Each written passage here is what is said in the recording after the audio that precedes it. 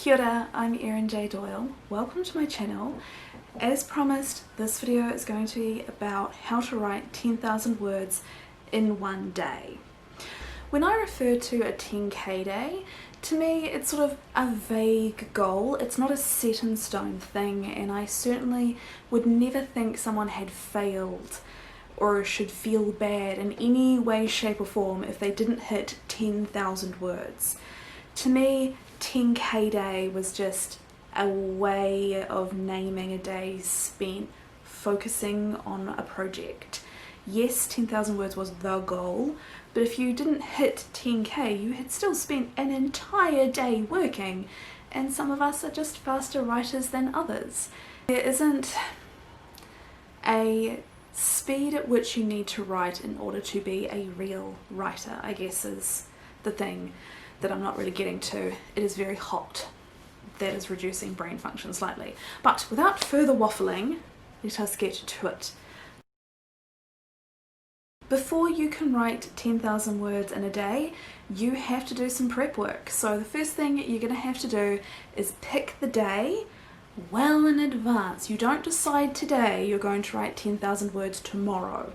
You have to pick a day at least a week, if not a month in advance, depending on how much prep work you're going to have to do. Next, you need to make arrangements with family. This might be telling a parent that you usually call every day that you won't be calling today. It may be getting someone else to pick up the kids, or just telling your partner to go away. Like, go out for the entire day. You don't want to see another human being unless they are sitting completely still, completely silently for 8 to 10 hours. They are not in the room, they are gone. You will make it very, very, very clear that you will not be answering your phone or checking emails or going on Facebook. No one is to ask anything of you. This is your day for your writing. Everyone else is gone. I realize this is a big ask for many. If it's an impossible ask, well then I would argue that perhaps you need to aim slightly lower than 10k and work within what you can do. If you've got little kids who are going to need, attention and love and feeding and cleaning and things from 3 o'clock, then maybe instead of aiming for 10,000 words in a day, you aim for 5 to 7,000 so that you will be finished before you have to pick up your kids. This is one of the things where you're going to have to work within what you can do, but the ideal is no human contact. This is just the writing day, not a day for friends or family. Closer to the day, there is some additional prep work that you need to do. Keep in mind that if you're dedicating an entire day to sitting in your chair writing, or standing at a desk writing, I suppose, you're going to be very tempted away by potential distractions. So get rid of all distractions. One of the biggest things if you're going to write from home is the housework. If you are trying to write 10,000 words and you can see dust on the shelves, you're going to want to stop and dust. Make sure there's nothing. You have cleaned the bathroom, done the floors, changed your bedding, cleaned the windowsills, done the dusting, done the folding. Every bit of housework you could possibly do instead of writing is going to be done before you sit down to write. You also need to think about your meals. I strongly recommend meal prepping.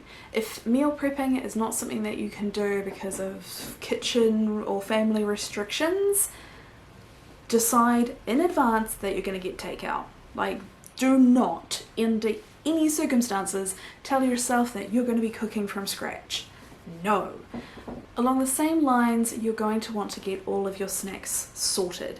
You don't want to get halfway through your day and suddenly think, oh no, I've run out of, my super important writing snack, I better go to the shops. No.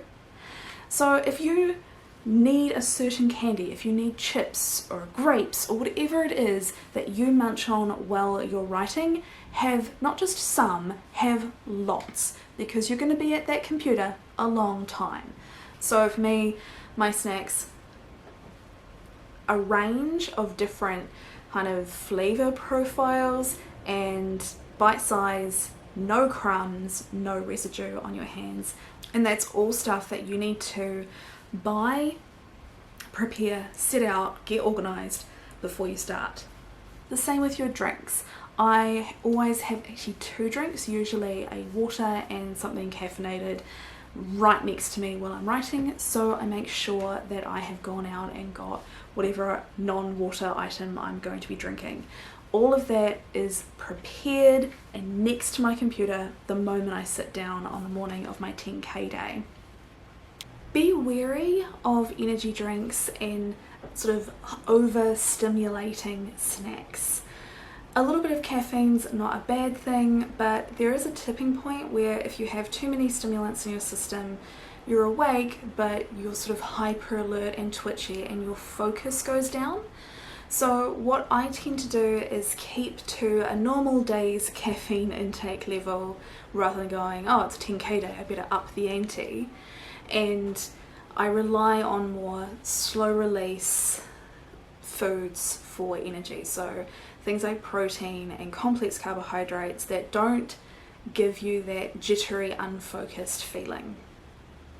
The next thing you need is to have an idea of what you're going to write. So in the past I've been 100% discovery writer, and I would sit down with nothing and just start writing.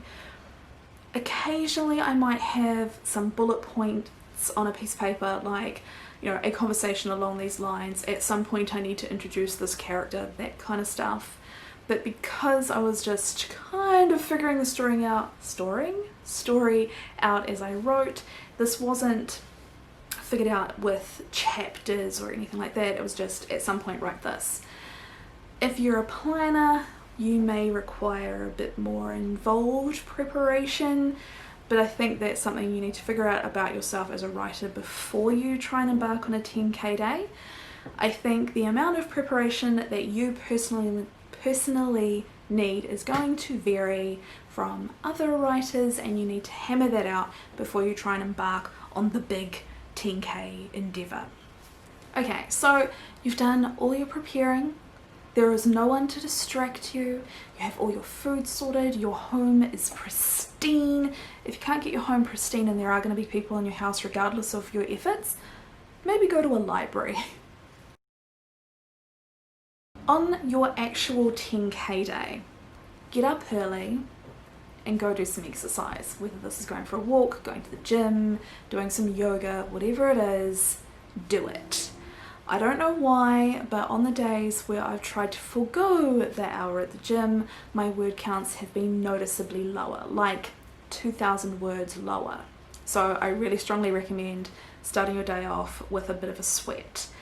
Obviously that's going to be followed with a shower, clean clothes, breakfast, brush teeth. Like, do all of the take care of myself things. Yes, they eat into some time, but they are so important because it means that basically you've looked after your body. It's not going to suddenly go, hang on a second, I'm not happy, I'm uncomfortable, oh, I'm hungry, I don't know what's happening, and maybe I have a headache. None of that's going to happen if you look after it to begin with.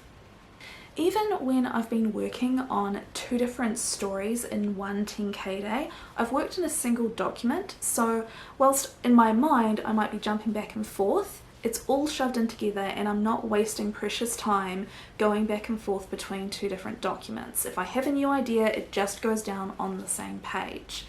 Yes, this requires additional kerfuffle later on, but we're not worrying about the later work, we're just trying to get the words down.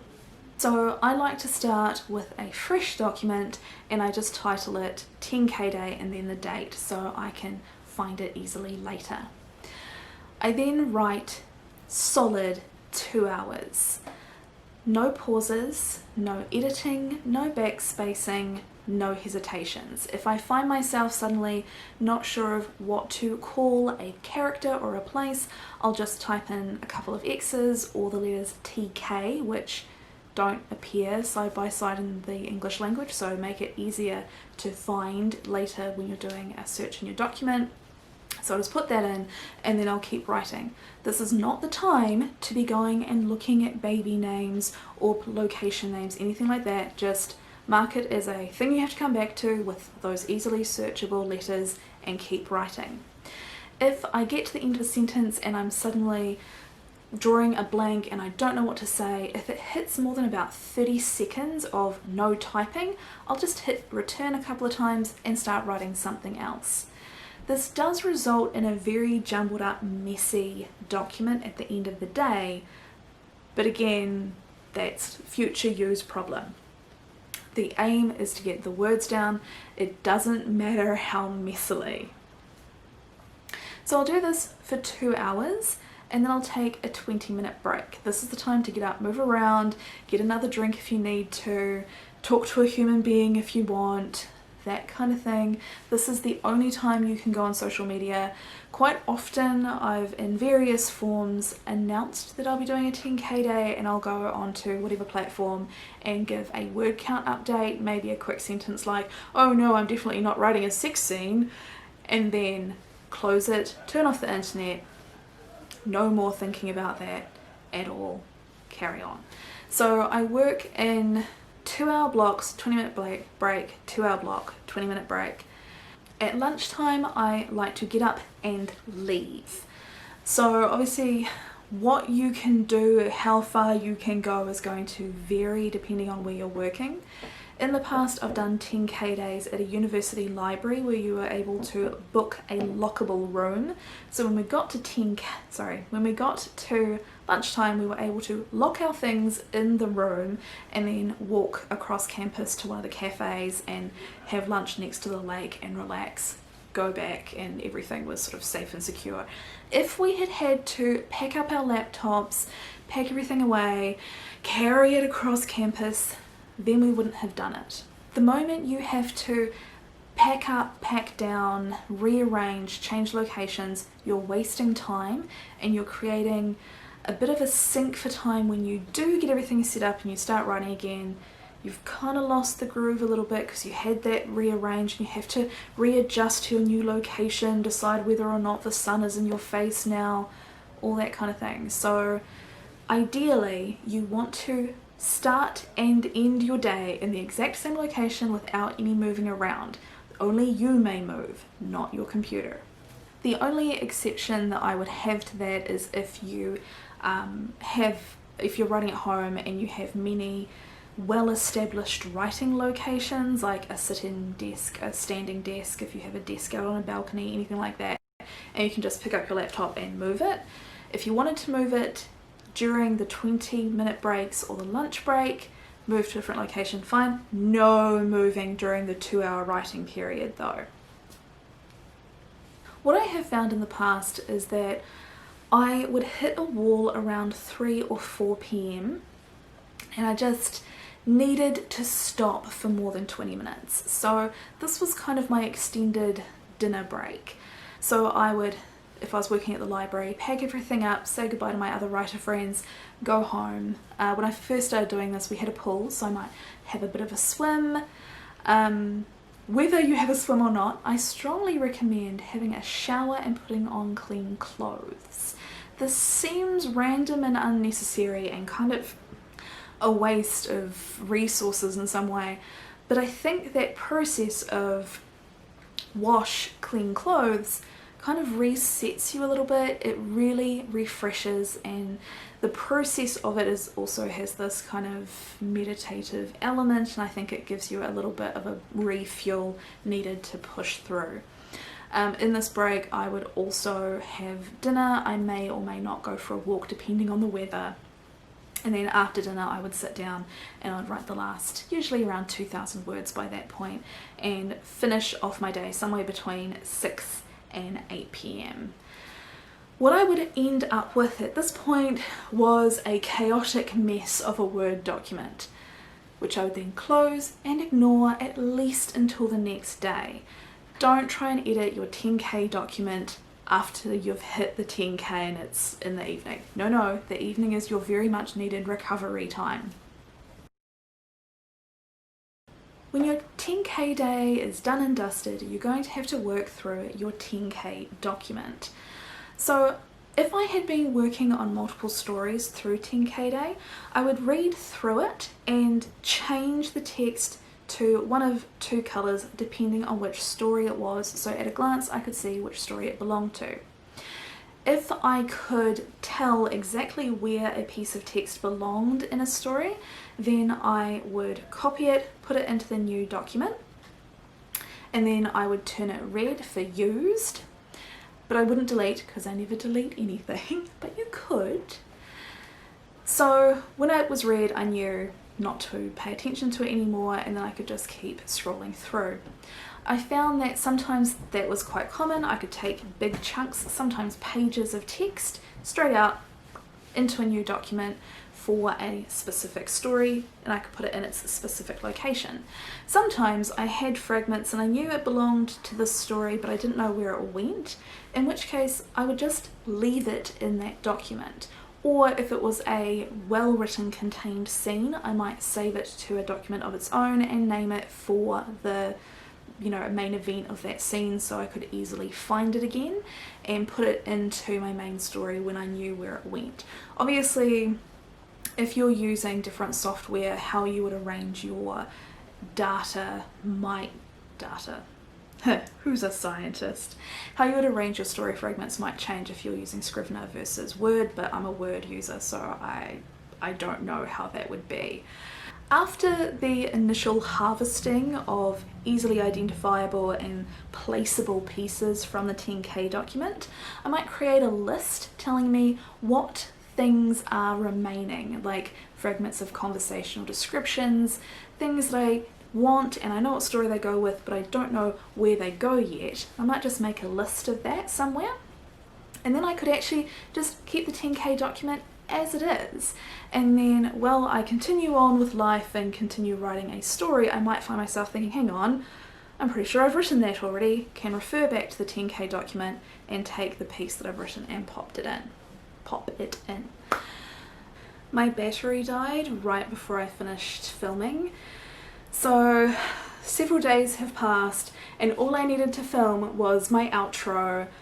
So I thought, oh, I'll put on the same outfit and you won't even know because my flowers are still alive. It'll be like it never happened, but my hair's not cooperating. So, yep, this is in fact almost a week later. Anyway, so what I have gone to all this effort to round off with was, so that's everything that I have to say, at least for this video. I hope you found it interesting, maybe helpful, and I hope that the kind of take-home message that you got from this was to do what you can and be happy with your output regardless of how many words it turns out to be, because there isn't a speed at which you need to write or a certain word count you need to hit in order to be a legitimate writer or for your effort to have been worthwhile. If you liked this video, do give it a like. If you want to see more updates and things, don't forget to hit notifications, and I'll see you next time. Bye! You can't hit a massive word goal in a day, or speak coherently when you're on video. That's okay.